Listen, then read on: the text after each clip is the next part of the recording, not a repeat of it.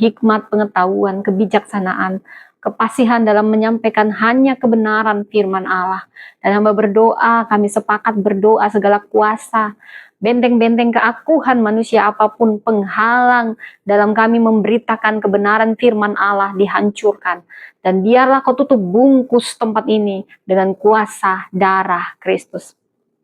Kami mengucap syukur untuk kebaikan-Mu, untuk anugerah-Mu, untuk kasih setia-Mu. Bicaralah Roh Kudus, bicara pribadi lepas pribadi, sentuh pribadi lepas pribadi. Yesus, kau sentuh, kami tahu kau hadir di sini.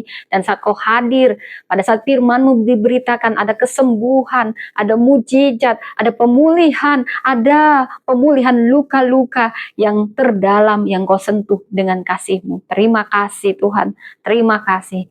Berfirmanlah, kami siap mendengar di dalam nama Tuhan Yesus. Sama-sama kita katakan, amin. Haleluya, haleluya saudara. Ya, saya percaya firman Allah, Alkitab adalah firman Allah, bukan berisi firman Allah, tetapi firman Allah yang hidup, yang akan memberi kita kuasa, memberi kita hidup yang diberkati dan kemenangan. Saudara, siapa yang masih bawa Alkitab saudara? Ya, kita deklarasi, aku percaya Alkitab ini firman Allah yang akan menuntunku, membuat hidupku diberkati, dan melangkah dalam kemenangan menuju kemenangan dalam Kristus Yesus. Amin, amin, amin. Mari buka firman Tuhan saudara. Dan saya selalu menghargai firman Allah karena saya tahu setiap firman yang keluar tidak pernah kembali sia-sia. Iman timbul dari pendengaran akan firman Allah. Mari kita dengan penuh kerendahan hati dan rasa hormat kita baca firman Allah dari Yohanes 20 ayat 11 sampai 18. Saudara, saya ayat yang ke-11 dan selanjutnya Bapak Ibu dan seterusnya demikian. Yesus menampakkan diri kepada Maria Magdalena, Yohanes 20 ayat 11 sampai 18. Tetapi Maria berdiri dekat kubur itu sambil menangis. Sambil menangis ia menjenguk ke dalam kubur. Dan tampaklah olehnya dua malaikat berpakaian putih duduk di tempat mayat Yesus terbaring. Satu di bagian kepala dan satu lagi di bagian kaki. Kata malaikat itu kepadanya, "Ibu, mengapa engkau menangis?" Jawab Maria kepada mereka, "Tuhanku, telah diambil orang dan aku tidak tahu di mana mereka meletakkannya." Setelah berkata demikian, ia menoleh ke belakang dan melihat Yesus berdiri di sana. Tetapi ia tidak tahu bahwa itu Yesus. Kata Yesus kepadanya, "Ibu, mengapa engkau menangis? Siapa yang engkau cari?" Maria menyangka bahwa orang itu adalah penjaga taman, lalu berkata kepadanya, "Tuan, jika Tuan yang telah mengambil dia, katakanlah kepadaku di mana Tuan meletakkan dia, supaya aku dapat mengambilnya." Kata Yesus kepadanya, "Maria." Maria berpaling dan berkata kepadanya dalam bahasa Ibrani, "Rabuni." Ayat 17, kata Yesus kepadanya, "Janganlah engkau memegang aku, sebab aku belum naik kepada Bapa, tetapi pergilah kepada saudara-saudaraku dan katakanlah kepada mereka bahwa sekarang aku akan naik kepada Bapakku dan Bapamu, kepada Allahku dan Allahmu."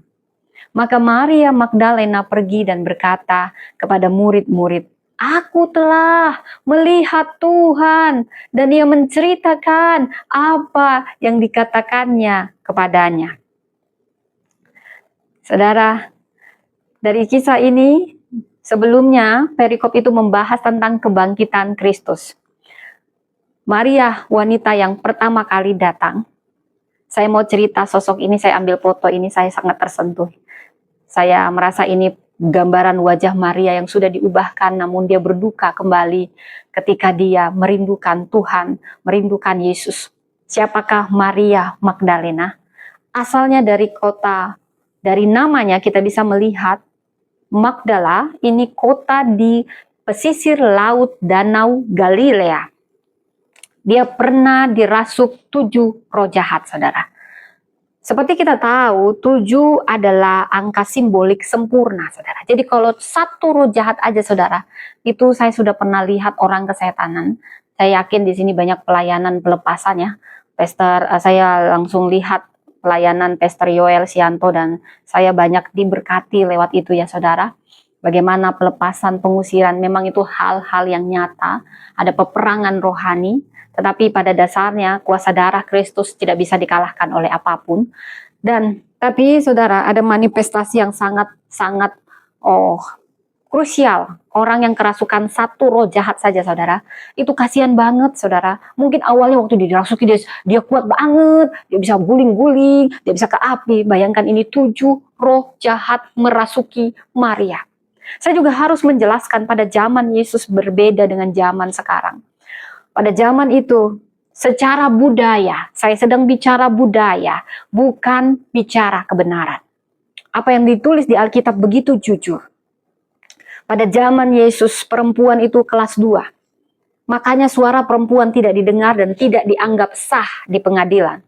Tidak boleh memberi suara di politik. Begitu kasihannya perempuan terpinggirkan pada zaman Yesus dan pada zaman sebelumnya ya. Kaum Yahudi itu budaya patriarki sangat kuat. Perempuan bangsawan aja tetap kelas 2, apalagi perempuan yang kerasukan roh jahat, saudara. Anda bisa tahu siapa nih Magdalena. Sudah dalam status perempuan, gendernya saja, dia sudah terpinggirkan. Kalau dia perempuan yang kelas tinggi, berhasta, kaya raya, kayak saya inilah saudara ya. Amin, amin gitu ya. Jangan aja terserah. Kayak saya menyebut diri saya wanita bangsawan di dalam Tuhan. Ya nggak apa-apa lah, julukan ya saudara ya. Tetapi ini kerasukan 7 roh jahat. 1 roh jahat saja saudara, saya pernah lihat ya. Papa saya pernah terlibat okultisme. Itu ngeri sekali saudara. Sepupu saya pernah kemasukan roh jahat, saudara. Wah, itu susah sekali ngusirnya. Wah, itu dia sengsara banget, saudara. Apalagi ini 7. Sempurnalah sengsaranya Maria Magdalena. Sudah perempuan, kerasukan 7 lagi roh jahat. Bagaimana dia tidak dianggap sama masyarakat, dianggap sampah, dianggap tidak berguna, nyebelin gitu ya, saudara. Tetapi wanita ini disentuh oleh Yesus. Dan sempurna pemulihan yang Yesus beri. Yesus tidak hanya mengeluarkan dia dari 7 roh jahat, tapi Yesus memberi dia kehormatan, memberi dia martabat. Itulah yang membuat Maria Magdalena bukan hanya kagum, tetapi begitu mengasihi Yesus. Bagi dia, Yesuslah hidupnya. Saudara, dia salah satu perempuan yang melayani Yesus dengan hartanya. Kemungkinan dia sangat kaya raya. Galilea adalah kota industri pada saat itu. Orang-orang yang tinggal di situ menengah ke atas, saudara. Dia perempuan yang begitu setia. Kesetiaannya begitu langka, saudara. Perempuan ini sangat langka kesetiaannya. Pada saat Yesus ditangkap, disesah, disiksa, disalibkan, dikuburkan. Hanya dia saksi langka yang setia, tidak pernah meninggalkan Yesus. Para murid laki-laki. Sudah waktu Yesus di Taman Getsemani mereka pada molor tidur. Dan itulah yang membuat mereka jatuh. Sehingga ada yang menyangkal. Petrus menyangkal 3 kali. Petrus yang berapi-api menyangkal 3 kali, sembunyi ketika Yesus disalibkan, ketika Yesus disesah. Paling 1 murid Yohanes tetapi tidak selalu hadir. Tetapi perempuan ini berbeda. Dia punya kesetiaan yang amat besar, amat langka. Saudara, ketika laki-laki murid Yesus melarikan diri, dia tidak pernah jauh dari Yesus. Mungkin hatinya hancur, mungkin dia ingin bela Yesus. Dia tidak bisa, dia hanya menemani Yesus dengan air matanya. Mulai dari Yesus dipukul, dicambuk, dia tidak pernah meninggalkan Yesus. Mungkin dia nangis gemetar melihat Yesus gemetar ketika cambuk itu menarik dagingnya. Murid-murid keluar semuanya lari. Tapi Maria tidak. Bahkan setelah Yesus dikuburkan, pagi-pagi dia sudah datang, saudara. Dia datang begitu dengan Dia hanya bermodalkan cinta, bermodalkan kesetiaan, saudara. Mungkin dalam lagunya, oh Yesusku, Engkaulah Raja damai. Dan hatinya hancur melihat Tuhan, melihat gurunya disiksa, dan gurunya hanya diam, membiarkan. Dia mungkin bertanya, kenapa Tuhan, Kau yang membebaskan aku dari 7 roh jahat, kenapa Kau diam? Kenapa Kau mati? Dia begitu pilu, tapi dia hanya datang dengan setia ke kubur itu. Dia tidak pernah jauh, ingin jauh dari Yesus. Pagi-pagi benar ini perempuan begitu berani. Pagi-pagi benar mungkin sekitar jam 3 atau jam 4 pagi. Itu masih gelap, saya pernah keluar jam 3 atau jam 4 pagi, saudara, sosokan. Wah, itu gelap. Hanya bermodalkan kesetiaan. Dia mencari Yesus. Ada sentuhan. Dia banyak kepiluan, saudara. Saudara, bila kita tadi membaca ayatnya, ini seperti ada yang aneh. Ketika para murid, bila Anda membaca perikop sebelumnya, para murid langsung pergi, saudara. Dia hanya lihat sebentar, kubur kosong, langsung duduk kayak film kartun gitu, saudara. Tapi Maria, walaupun kubur kosong, dia tidak mau pergi, dia hanya mau dekat sama Tuhan. Bahkan untuk mayat, dia tidak mau jauh dari mayat Yesus. Saudara, dia hanya modal kesetiaan, dia tidak ngerti, dia lupa bahkan janji Tuhan. Dia hanya punya modal kesetiaan dalam ketidaksempurnaan imannya. Bahkan malaikat bicara sama dia, dia dapat kehormatan. 2 malaikat bicara, Ibu, mengapa kau menangis? Bila kita mengambil dari bahasa aslinya. Kalau dalam bahasa Bataknya ini mandele, saudara. Jadi kalau ada yang meninggal, biasanya perempuan yang gak siap menerima suaminya meninggal, dia mandele. Kayak misalnya anaknya masih kecil, dia tiba-tiba suaminya meninggal gitu, dia gak siap mentalnya. Dia mandele. Seperti inilah Klaus. Saya mengambil bahasa Inggris. Jadi itu dia lagi merintih, menangis, saudara. Menangisnya itu bukan hanya menangis gitu, bukan. Itu menangis udah paling dalam. Kayak semua hidupnya di situ, saudara. Dan dia dekat kubur itu menangis. Sebenarnya dia hanya bermodalkan cinta, kasih, kesetiaan. Dia lupa janji Tuhan. Dia lupa bahwasanya Yesus akan bangkit. Tetapi sekalipun tidak sempurna imannya, Yesus datang menghampiri dia. 2 malaikat, dia tidak ngeh itu malaikat. Dia hanya bilang, dia sedang mencari Yesus yang dia tahu dalam rupa mayat. Dia lupa bahwa Yesus akan bangkit. Tuhanku telah diambil orang, dan aku tidak tahu di mana mereka meletakkan dia. Saudara, Yesus bertanya kepadanya, dia karena nangis terus, saya seperti nangis yang dia itu hidupku, Yesus hidupku semuanya gitu ya. Yesus datang menghampiri dia. Ibu, mengapa engkau menangis? Dia bilang, Tuhanku dia ambil, sambil dia nangis. Yesus tahu luka yang paling dalam di hati Maria. Maria tidak sadar itu Yesus. Mungkin Yesus sudah bangkit dalam tubuh yang lebih sempurna, saudara. Karena banyak murid juga awalnya tidak kenal Yesus ketika dia bangkit. Jadi memang ada rahasia yang dirahasiakan kerajaan Allah sebelum waktunya. Dan sebenarnya Yesus sedang mencari pengakuan. Yesus akhirnya menyentuh Maria dengan sentuhan panggilan nama yang memulihkan identitasnya. Maria.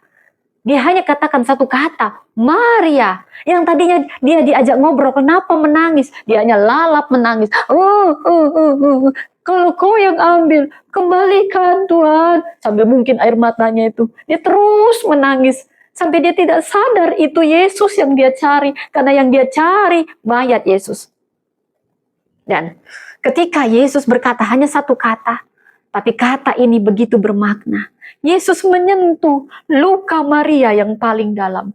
Yesus menyentuh untuk mengembalikan identitas dia. Dia hanya berkata, Maria. Dan Maria langsung tersadar. Ramuni. Dia sampai megang-megang Yesus, janganlah kau pegang aku. Aku belum pergi ke surga. Intinya seperti itu bahasa sehari-harinya, saudara. Ada apa ini? Kenapa dari tadi Maria nggak sadar itu Yesus? Ada apa ini? Kenapa cuman Maria Saudara, panggilan itu begitu lembut. Tidak banyak kata-kata, hei kau ya, kan ku bilang aku mau bangkit. Oh gimana sih kamu ini, nangis aja, nangis aja. Tidak. Yesus datang menyentuh bagian terdalam Maria yang sedang terluka. Maria dalam kesetiaannya dan ketidakmengertiannya, dia hanya bermodalkan cinta. Sebenarnya dia terluka sangat dalam, tetapi nama itu dipanggil Maria. Yesus menyentuh dia. Itu panggilan pribadinya, penuh keintiman, penuh pengakuan. Itulah nama yang pernah dia rasakan, bagaimana mengalami perjumpaan pribadi dengan Tuhan. Itu panggilan kehormatan yang memulihkan martabatnya, yang dirasuki tujuh setan menjadi wanita yang dipulihkan martabatnya. Dan dia berkata, Rabuni. Rabuni bukan sekedar hanya panggilan guru. Rabuni adalah panggilan pengenalan mereka pribadi, Yesus dan Maria yang penuh kasih. Rabuni mengungkapkan, kaulah Tuhanku, kaulah penuntunku, kaulah segalanya. Dia sedang mengakui otoritas ilahi Yesus. Dia bukan hanya menyapa, itu seruan hati yang paling dalam, penuh kasih, penuh hormat kepada Yesus. Di mana hidupku dipulihkan oleh Engkau, Rabuni. Itu seperti panggilan antara Yesus secara pribadi dengan Maria. Begitu dalamnya mereka berelasi, saudara. Karena Maria, bagi dia Yesuslah segalanya. Oh Yesusku, Engkaulah Raja damai, Raja damai. Saudara, saya tidak tahu, saya berdoa saat ini, Yesus akan menghampiri Anda yang punya luka terdalam. Kadang luka kita yang terdalam, sampai kita tidak kenal suara Tuhan memanggil kita. Apakah luka yang terdalam yang membuat kau tidak mendengar suara Tuhan? Dari tadi Tuhan ada di dekat Maria, tapi dia hanya berduka cita, sampai dia tidak kenal. Tetapi sebelum dia mengenal secara fisik, kalau dia hanya melihat tapi dia tidak bisa melihat secara nyata, mungkin tubuh kebangkitan Yesus begitu mulia, sudah di-glorified, saudara. Tetapi suara itu yang membedakan, itu suara yang sama saat dia dilepaskan dari 7 roh jahat, itu suara yang sama yang memulihkan martabatnya. Dan suara itu dia begitu peka, Rabuni, dia memanggil itu. Saudara, saya ingat kisah Zakheus, saudara, di Lukas 19 ayat 1-10. Dia orang kaya, dia pemungut cukai. Dulu pemungut cukai dianggap pemeras. Pemungut cukai tidak dihormati. Zakheus sebenarnya punya rasa rendah diri. Selain fisiknya pendek, dia ditolak. Dia kaya raya, tapi sebenarnya dia kosong. Panggilan yang sama dia rasakan. Dia begitu terpesona mendengar cerita Yesus. Begitu banyak follower Yesus, kemana-mana ada follower.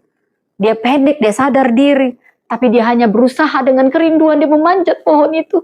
Aku hanya mau lihat siapa Yesus yang dicerita-ceritakan itu. Walaupun mungkin banyak, si pemungut cukai loh, naik, si pemungut cukai itu yang meras-meras kita itu. Orang berdosa, dianggap begitu. Tapi dengan kerinduan, dia juga merasa tidak layak, dia hanya terpesona. Tetapi ketika Yesus lewat, dia melihat ke atas pohon itu. Yesus tidak bilang, hei kamu pemungut cukai turun, bertobat kau ya, bertobat. Tidak. Tapi Yesus berkata, menyentuh dan mengembalikan martabat dari Zakheus. Dia berkata, Zakheus, segeralah turun. Ketika Yesus sampai di tempat itu, dia melihat ke atas dan berkata, Zakheus, segeralah turun. Sebab hari ini aku harus menumpang di rumahmu. Lalu Zakheus segera turun dan menerima Yesus dengan sukacita. Dia yang dulu tertolak, saudara, tanpa Yesus banyak mendakwa atau banyak memberi rentetan, dia langsung bilang, Tuhan, akan kukembalikan yang kuperas 4 kali. Dan bilang, Zakheus merasa, aku gak layak. Ternyata kau ingat namaku. Aku orang berdosa dan kau menumpang di rumahku. Yesus tidak banyak menghakimi. Dia menyentuh luka yang paling dalam dari Zakheus. Dia memanggil nama Zakheus. Panggilan itu sudah memulihkan martabat dari Zakheus. Demikian juga Thomas. Dalam keraguan Thomas yang paling dalam imannya goyah. Dia mungkin kecewa. Kenapa Yesus, kau banyak melakukan mujizat, tapi kau tidak bisa turun dari salib itu. Dia mungkin kecewa dan ragu akan keilahian Yesus. Walaupun semua sudah bilang, Yesus sudah bangkit, aku tidak percaya kalau belum kulihat. Logikanya main. Ini mungkin perwakilan orang-orang ateis, saudara, yang meragukan Tuhan karena kecewa. Tetapi Tuhan, dia sengaja datang hadir untuk Thomas. Thomas mungkin perwakilan dari kita-kita yang tetap mempertanyakan kuasa Tuhan. Tuhan tidak pernah menghakimi Anda, Tuhan mengasihi Anda. Dia mengasihi dan dia datang. Dia menyentuh keraguan iman kita yang goyah tanpa menghakimi. Thomas, taruhlah jarimu di sini, lihat tanganku, ulurkan tanganmu, cucukkan. Dan jangan engkau tidak percaya lagi, melainkan percaya. Thomas yang hampir-hampir ateis malah bilang, ya Tuhanku dan Allahku. Nama itu memulihkan dia. Sentuhan yang kedua adalah sentuhan yang menyembuhkan luka terdalam. Zakeus Thomas tersentuh, Maria tersentuh dari luka yang dalam, saudara. Ini sentuhan yang mengenal kepedihan kita. Mungkin kita merasa kita kuat atau Anda terlihat kuat, mau Anda pendeta, mau Anda gembala. Semua kita punya luka terdalam yang kadang kita nggak sadar. Tapi Tuhan mengenal kita pribadi. Dia ingin menyembuhkan rasa malu, rasa takut kita yang mungkin terkubur. Tetapi kita tidak pernah disembuhkan betul-betul. Tuhan ingin mengubah duka kita sungguh-sungguh menjadi sukacita. Bahkan ingin mengubah duka kita yang paling dalam menjadi kesaksian kita yang paling besar. Dia yang datang melakukan sentuhan sang guru itu yang menyembuhkan luka terdalam kita. Seperti yang dirasakan wanita yang tertangkap berzina, saudara. Yesus sedang menyembuhkan, menyentuh pada rasa malu dan aib yang dia rasakan. Bila kita membaca dari Yohanes 8 khususnya ayat 10. Lalu Yesus bangkit berdiri dan berkata kepadanya, hai perempuan, di mana mereka? Tidak adakah seorang yang menghukum engkau? Jawabnya, tidak ada Tuhan. Yesus bukan membenarkan dosa perempuan ini. Namun dia dengan menyentuh luka terdalam perempuan ini. Menyembuhkan luka terdalam perempuan ini. Dia juga menegaskan dengan kasih. Pergilah, aku pun tidak akan menghukum engkau. Jangan berbuat dosa lagi. Saudara, ketika perempuan ini kedapatan berzina, dia diseret. Kalau namanya kedapatan berzina, berarti pakaiannya seadanya. Kalau namanya kedapatan berzina, berarti 2 orang. Tetapi hanya perempuan ini yang dipermalukan. Siapapun Anda, walaupun Anda bukan pelacur, atau maksud saya, siapapun yang memakai jasa pelacur, dia sama dosanya dengan pelacur, saudara. Yesus selain sedang membela perempuan ini, bukan karena dosanya, tetapi karena perlakuan orang-orang yang tidak adil. Saudara, Yesus membungkuk, dia duduk ke tanah. Saya mendapat rema di sini. Kenapa Yesus? Apa yang dia tulis? Sebenarnya Yesus sedang melindungi perempuan ini dari rasa malunya. Perempuan ini diseret, artinya dia dibawa. Semua orang berdiri, hendak melempar dia batu. Ayo, ayo, ayo. Tapi perempuan ini diseret, merendahkan dia, memalukan dia. Yesus harusnya bisa berdiri begini, tapi dia sengaja membungkuk. Mungkin ada yang dia tulis, tapi saya yakin dia bukan menulis perhitungan dosa, tetapi dia sedang menulis cinta. Dan sekalian, dia sedang melindungi fisik perempuan ini, yang mungkin ada yang kelihatan, yang tidak senodoh, yang membuat dia makin malu, saudara. Dia sedang membungkuk, merendahkan diri sama seperti perempuan ini. Bukankah Yesus selalu datang mengambil tempat-tempat terhina? Dia selalu membela orang-orang yang terpinggirkan. Saudara semua berdiri siap melempar batu. Tetapi Yesus duduk membungkuk, menulis ke tanah, artinya dia membungkuk. Dia sedang mengayomi fisik perempuan ini, bukan hanya menyentuh rasa malu di hatinya. Tetapi saya baru ingat, yes, dia baru kedapatan berzina. Mungkin ada yang terlihat yang tidak pantas. Yesus sedang membalut dia, sementara orang sedang siap melempar batu. Sebegitunya Yesus mengayomi setiap orang. Dia tahu setiap luka setiap orang. Dia tahu rasa malu yang begitu dalam pada perempuan ini. Tanpa menghakimi walaupun perempuan ini salah. Dia menegur setiap orang, siapa yang berdosa duluan lempar. Perempuan ini tersentuh. Terima kasih Yesus, Kau yang mengajak aku bicara. Semua menganggap perempuan ini sampah. Tapi Yesus merendahkan diri, membungkuk. Sekalian melindungi dia secara fisik dan sekalian semua aspek Tuhan lindungi. Dia ambil aib perempuan ini yang paling dalam. Dia bilang, siapa yang tidak berdosa duluan lempar.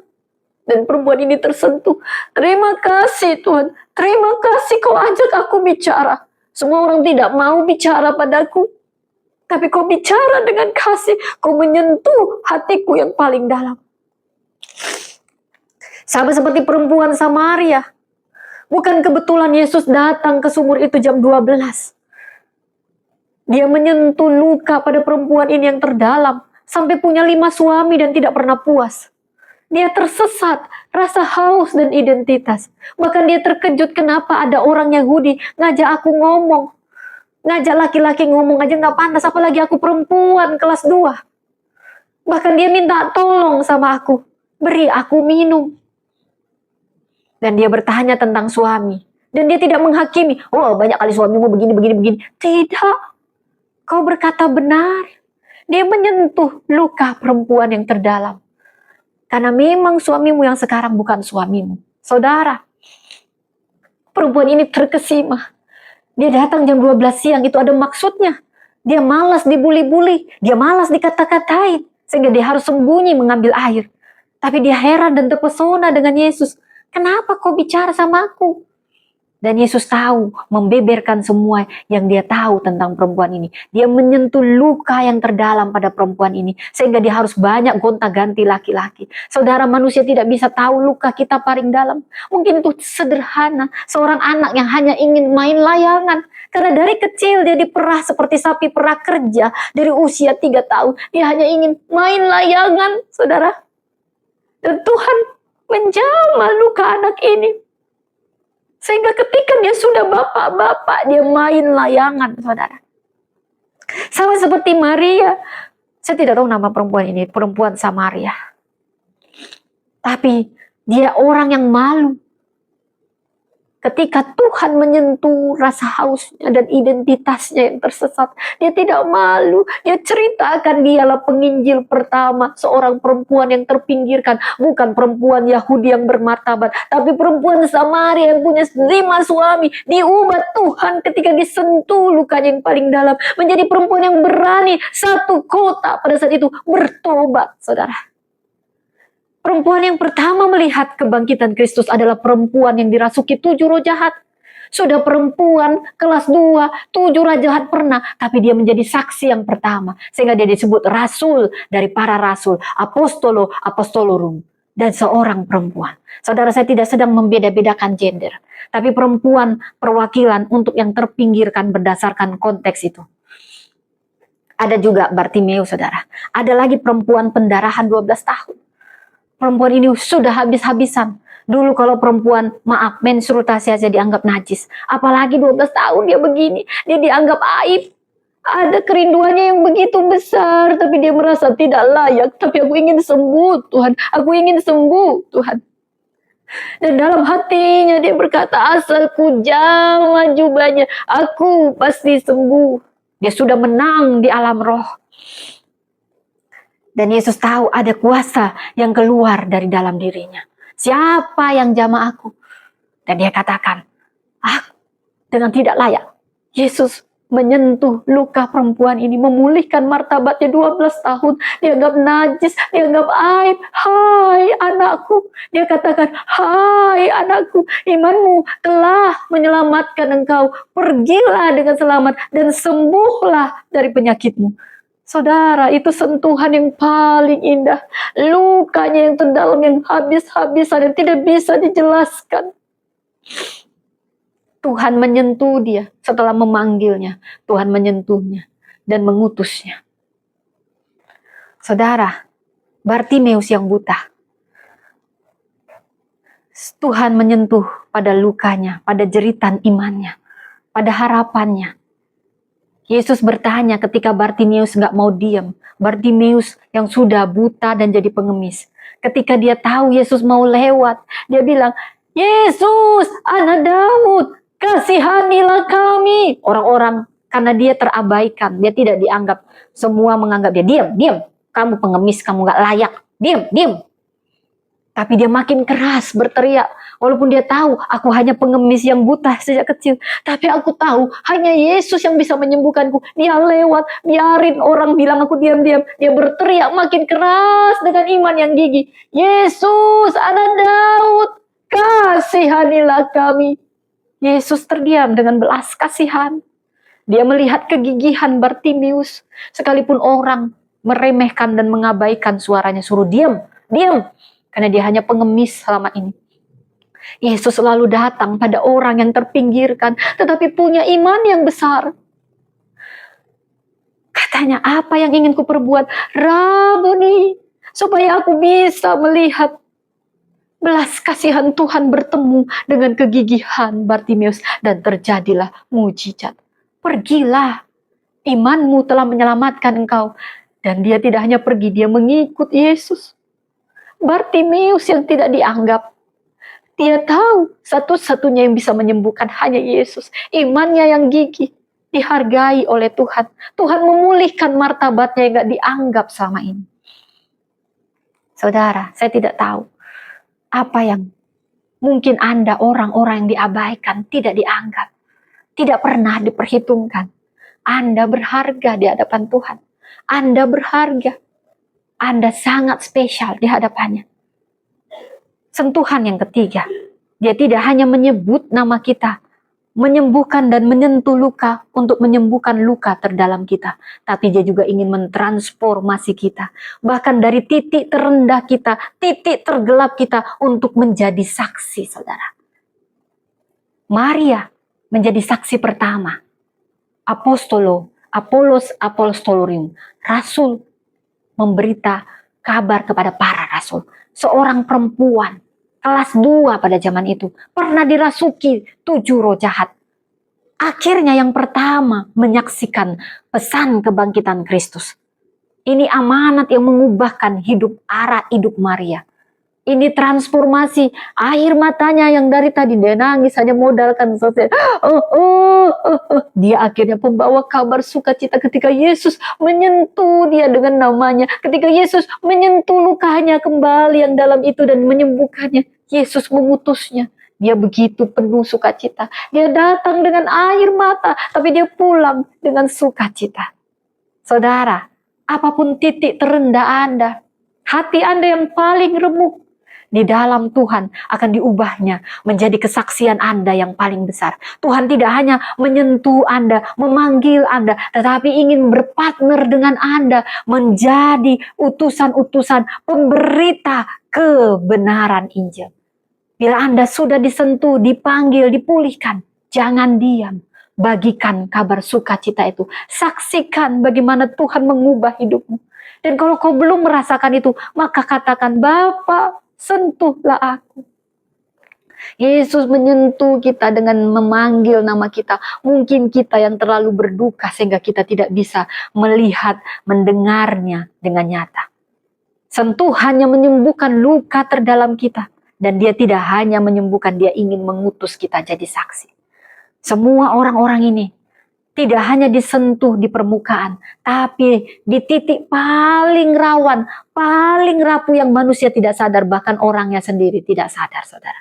Di tempat di mana kita ingin sembunyi, sama seperti Zakheus, aku hanya mau melihat, tapi sebenarnya dia sembunyi. Kerinduannya yang paling dalam dilihat oleh Yesus. Dan Yesus akan memberi kita kesembuhan, penerimaan, nilai diri. Dia air hidup. Dia suka menulis cinta daripada menghitung dosa. Dia menyentuh pergumulan kita dalam iman kita. Dan tanpa menyalahkan, hanya sentuhan kasih yang nyata. Saudara, dari sini kita belajar dari Maria. Setialah, mungkin iman kita tidak sempurna. Tapi Milikilah kesetiaan, ketekunan, tetap mencari sekalipun Anda belum melihat. Tetap cari Tuhan. Dia tidak jauh, dia ada di sekitar kita. Sekalipun Anda tidak mengerti, tetaplah setia. Tuhan menghargai tiap tetes air matamu. Kesetiaanmu diperhitungkannya. Dan dia yang akan menyempurnakan proses iman kita ini. Maria peka, mungkin dia tidak bisa melihat dengan jelas, tetapi suara yang memanggil namanya. Dia punya kepekaan rohani. Jangan sampai Anda kehilangan kepekaan rohani. Dan Maria taat. Ketika Yesus katakan, sampaikanlah. Maka taatlah ketika kau sudah dijamah dan saat kau diutus. Taatlah dalam misi menjadi murid, menjadi saksi. Saudara, dulu dia menangis karena kehilangan. Sekarang Maria bersaksi karena perjumpaan.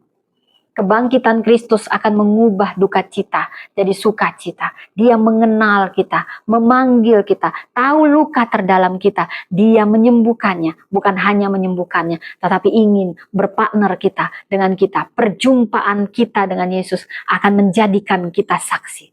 Dari air mata menjadi sukacita, dari pencarian kita. Saya berdoa saat ini Anda mengalami perjumpaan pribadi dengan Kristus. Dari kesedihan kita menjadi misi yang besar bagi kerajaan surga. Kebangkitan Kristus bukan hanya untuk dikenang, saudara, tetapi untuk dialami, diwartakan. Immanuel. Jika hatimu sudah disentuh surga, jangan simpan terang itu sendiri. Melangkahlah, bawa kasihnya, sebarkan kabar. Tuhan hidup kembali. Amin. Mari kita berdoa, saudara. Terima kasih Tuhan, terima kasih untuk kebaikan-Mu. Terima kasih untuk anugerah-Mu yang besar. Terima kasih, Kau begitu baik, Kau amat baik, Kau luar biasa. Sentuh hati kami yang paling dalam ini. Engkau sudah menyembuhkan luka terdalam kami. Kau yang memulihkan martabat kami. Kami siap Kau utus menjadi saksi-Mu. Terima kasih Tuhan. Bapa, mari kita angkat pujian ini. Bapa, sentuh hatiku. Bapa, sentuh hatiku. Ubah hidupku menjadi yang baru. Bagai emas yang murni, Kau membentuk bejana hatiku. Bapa, ajarku mengerti sebuah kasih yang tak pernah berhenti, bagai emas yang murni, Kau membentuk bejana hatiku. Amin. Tuhan Yesus memberkati.